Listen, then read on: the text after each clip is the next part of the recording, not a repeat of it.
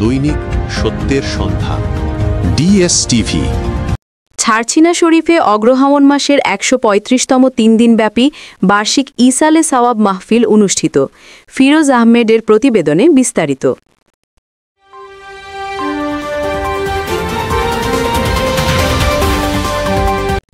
ঐতিহ্যবাহী ছারছিনা শরীফে গভীর ধর্মীয় ভাবগাম্ভীর্যের মধ্য দিয়ে অগ্রহায়ণ মাসের ১৩৫তম ৩ দিনব্যাপী বার্ষিক ইসালে সওয়াব মাহফিল অনুষ্ঠিত হয়েছে।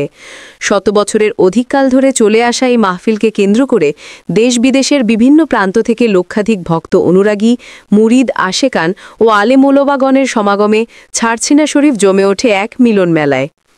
মাহফিলটি হজরত পীর সাহেব হুজুরের আমন্ত্রিত আলেমদের অংশগ্রহণ ও তার গুরুত্বপূর্ণ তালিমের মাধ্যমে শুরু হয়।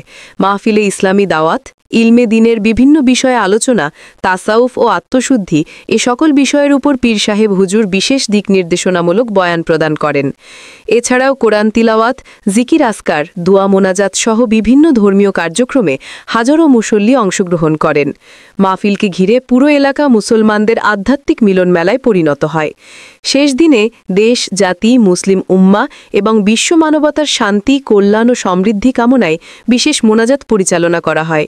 মোনাজাতে অংশগ্রহণকারী ভক্তরা জানান, তারা প্রতি বছরের মতো এবারও এই মাহফিলে এসে আত্মিক প্রশান্তি ও ঈমানি চেতনা লাভ করেছেন।